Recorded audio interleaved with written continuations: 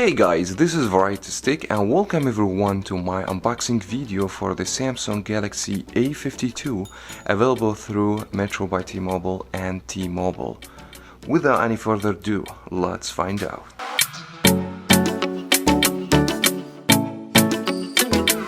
Now, just before we head to the unboxing, I want to make sure you guys understand the pricing, especially if you are Metro by T-Mobile customer. First of all, if you're willing to buy the phone as international unlock variant, the phone is available for $500, and I will search the best offer. I will leave links in the description box for the prices I could find cheaper on this device. Now, if you are a Metro by T-Mobile customer or willing to be a Metro by T-Mobile customer, the best price, if you switch your number, meaning you have to have current active service through Cricket, Verizon, for example, as foreign carrier, and bring your number over and you will get the phone for $199. That's $300 off, which is a good deal. Now, if you are Metro by T-Mobile customer and willing to upgrade your phone, you will get the phone for $399, $100 off from the retail price. Now, if you want to start new Metro by T-Mobile number, start a new activation, you should get the phone for $250, and this is a good price in my opinion. You get half of price, but there's some restrictions will apply from Metro by T-Mobile. You guys make sure to check your Metro by T-Mobile local store for more details. Now, also good to mention, the phone comes with 4 different colors. The one that available through Metro by T-Mobile is going to be only black color.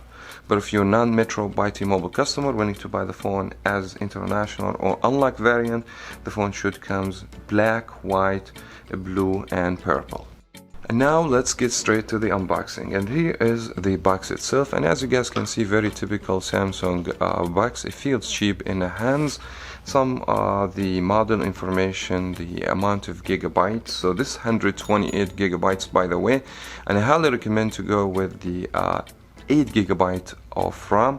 The one available through T-Mobile and Metro by T-Mobile, only 6 gigabyte of RAM, and nothing else fancy on this box.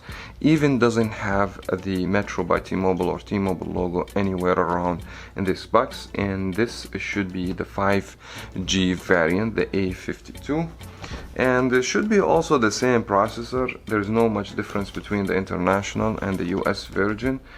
Should comes with Snapdragon 750, and as I said, it will be the amount of RAM. It's going to make a difference, and the amount of memory as well. So you can go also with 256 gigs, 8 gigabyte or 6 gigabyte of RAM. So here is we've taken the box, and this thing got stuck right here. And here's supposed to be a phone case if you get the international version, but only comes with some manual instruction guides and the SIM ejector tool. And one of the best thing I like about this phone, it will be the display. The display, it has 120 Hertz frequency, and the display is full high definition 1080p Super AMOLED, and it's infinity display. Screen to body ratio 85%, and the phone is adopting 20:9 for the aspect ratio, which is nice in my opinion. Also, let me go ahead and remove the plastic and we can talk more. By the way, since we're talking about the phone and the build construction of the phone, it will be plastic, and the glass on the front, Gorilla Glass 5, and it's infinity display, very thin bezel as you guys can see. I like it already. It feels so nice in the hands, and also feels like the Samsung Galaxy S20 and the S21 as well. It has this camera hub, as you guys can notice, and the back of the phone is plastic, but it feels so premium, and that seems to me matte finish, black. So I think the fingerprint, it won't be printed on the back of the phone. Also, another important thing we want to talk about, since we're talking about the build construction, the phone is IP67 rated water and dust proof. That's very good addition to this phone. And the frame of the phone, it is going to be a plastic, so it's not metal. We have a stereo speaker this time around, fast charging with the C type, which is the in the box it should include 25 watts of fast charger from Samsung. This is 25. According to Samsung, it charges 50% within 30 minutes and from 0% to 100% within hour and 25 minutes, which is very fast. And the battery, by the way, 4500, which is decent battery size in my opinion. And this is the USB. No headphone or no phone case came with the phone. And the last thing we're gonna see in the box, it will be the SIM card where you can activate the phone. And it seems to me nothing else in this box. Let me set this on the side and trying to power off the phone. Now this phone should has the fingerprint inside the screen. I want to test this out. We have the SIM tray right here. We have the volume up down keys all located on the right side, and we have the power key. And here is Metro by T-Mobile logo, and here's the front camera. It's very tiny pinch camera, 32 megapixel. And since we're talking about the camera, we have 4 cameras on the back of the phone. Start with the main sensor, 64 megapixel camera, wide lens, and also with, if you record video, there is optical image stabilizing, which is nice. And we have 13 megapixel for ultra wide, or 12 megapixel ultra wide, and we have 5 and 5 depth and macro for taking like a close-up pictures and portrait. And by the way, since this one doesn't have telephoto lens, that means we can go up to 2x zoom. So other than that, the picture will be cropped. And this is one of the main problems with the camera. I mean, if you want to zoom, it's not going to give you the best zooming, but I'm looking forward to test the camera more in details in this video. So I'm going to spend time with the phone and we'll back to you with more information. Now let me kick off my impressions with the design and the build construction. No doubt the phone looks beautiful, and the phone similar in the look of the Samsung Galaxy S21, and the phone feels also nice in the hands and solid and premium, despite the fact that the phone made out of a plastic frame and a plastic back. And as I said, the back of the phone is matte finished and the fingerprint doesn't show much on the phone. I feel the back of the phone is very dust magnet, but overall not that huge of the deal. Now I have a question. Since this phone it's a mid-range Samsung phone with $500 price tag, they could have at least done glass on the back and the frame metal, because we've seen phones from Motorola and Xiaomi cheaper in the price with better build construction. Also, it's great to mention this phone is rated IP67 against water and dust.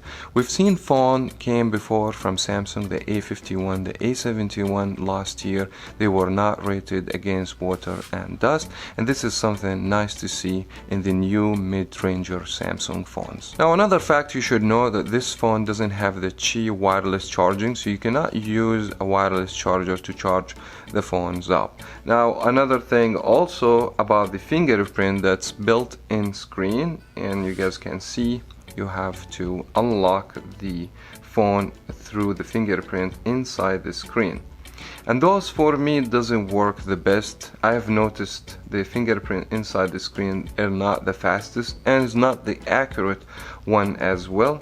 Now for that reason, if you're willing to use a face unlock, it's available in this phone through the front facing camera. Also, it's not the most secure thing to do face unlock through the face camera, but if you don't want to use the fingerprint, at least you have another option. Now the size screen 6.5 inches, back to the aspect ratio of the phone and the screen to the body ratio, 85% of the phone is a screen, so the phone feels like very small in the hands compared to the size of the phone. If we consider this is 6.5 inches, which should be a massive and huge phone, but it doesn't feel that big in the hands. Now if you ask me what do you like the most about the Samsung Galaxy A52, I will tell you the display. I believe Samsung has done a great job taking this display to the next level. Now the brightness level is high, the color are so saturated, and 120 Hz refresh rate will give you a very smooth experience, especially for browsing and playing video games, and you're gonna feel it runs like a better. Now for the audio quality in this phone, we have dual speaker, one to fire from the bottom, one from the front, and honestly the sound and the quality of the audio is decent and it's loud, and overall I don't have any complaints. So let me just play some music for you.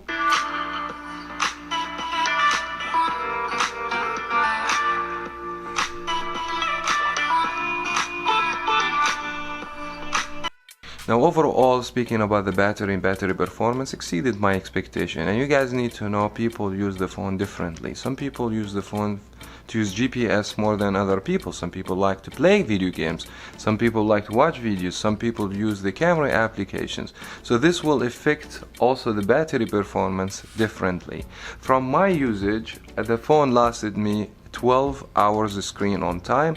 I was watching videos, play video games, and capture some pictures.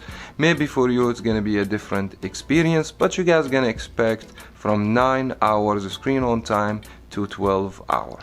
And generally speaking about the hardware performance, the phone has Snapdragon 750 and I didn't have any problem with this processor. 6GB of RAM I would say is decent, and the performance as we expected from phone within range $500. Most of the times I was spending time playing video games. I play Crush Run, I didn't have a problems. It was running smooth with no frame drops or whatsoever. Same thing with Asphalt 9. My experience was amazing. The game playable fine, no problems at all. Even playing Street Fighter, which doesn't require a lot of graphics, also my experience was great playing all these games. Generally speaking, the phone was snappy. I haven't noticed any lags or problems as far the hardware in the phone, in my opinion, is good. 128GB, I feel this is plenty of storage, and I don't have any complaint also about the internal storage on the phone. 6GB of RAM, I would say by the time, if you want the phone to last longer, since you have the option to go with 8GB RAM, I always recommend to go for higher numbers. For the software and the operating system, as the time I'm recording the video, the phone has the latest operating system, Android 11 with One UI 3.1. And honestly, Samsung has done a good job keeping the UI snappy in performance with a clean look. Also, Samsung guaranteed 3 years of software update and security patches up. Now, despite the fact that I personally prefer stock Android over any custom UI, but I would say custom UI from Samsung, it's very reasonable and decent. It has a lot of features as well you can take advantage of. One of the newest features, the phone has edge screen. This has technically some shortcuts. In addition to this, it has a menu button, so you can also go as menu and you will see all the applications, and you can customize this edge screen or edge shortcuts. In addition to this, now you can search your phone by hashtags. You can put hashtags in whatever you are looking for from the search in the main menu, which is a great addition for the Samsung UI. Now, I won't be able to cover every single aspect about the software. For that reason, I normally make a dedicated video for all the software tips and tricks. So you guys interested, leave this in the comment below and encourage me by smashing the thumbs up button for this video, so that way I know you guys want to see video like this. Now, what I think about the camera in this phone, overall speaking, the camera is good, especially when you take pictures during the night. I believe the camera is aggressive and it came up with great pictures on the low light situation, which is most of the phones struggle when there's no enough light. Also, the video recording was good if you ask me. The image stabilizer helps a lot for more smooth footage, but unfortunately it doesn't work if you push the resolution to 4K.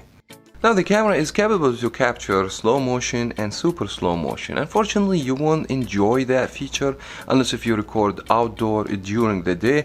Lack of light is not going to help you to have the best super slow motion footage. Lacking the telephoto lens, the phone won't give you the best experience for zooming, but at least you have 5 megapixel depth sensor, help you to go up to 2x zoom, and also you have wide ultra wide and up to 2x zoom without affecting the quality of the image. Now if you decide to go up to 10x zoom, the picture will be cropped and the quality will be affected. Now the front facing camera is 32 megapixel and it does the job great to take selfie pictures, because I believe a lot of people, they're not going to use the front facing camera unless if they're going to take a selfie pictures. From my experience with the camera, I have taken a few pictures even using the portrait mode, and all these pictures came up very nice. Now if we take a close-up look to the camera application, we're going to see this camera application is very rich with so many features and tools. And one of the nice tools I like, the optimizer key right here, which is help you to take the best pictures without you adjusting any options. Now if we go to mode here, we're going to see so many modes over here: professional, panorama, food, night mode, macro, portrait, and super slow motion and slow motion. And as I said, night mode, you can take very nice pictures. This phone is very aggressive, especially for low light situation. Macro is something fun to do. You can take so close up pictures, and portrait as well is something nice to blurry the background.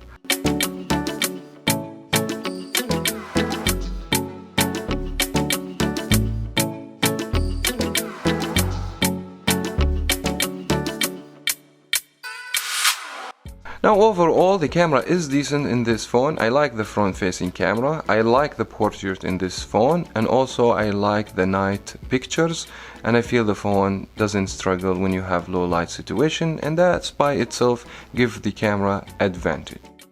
Long story short, Samsung Galaxy A52 is a solid phone with 120Hz refresh rate, 5G connectivity, and a great hardware performance, good battery lifetime, and the phone is rated IP against the water and the dust.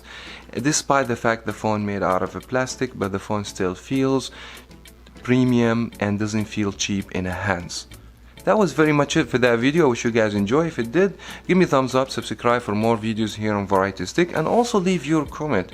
Let me know which phone that costs $500 or less better than the Galaxy A52. And I will talk to you in the next video.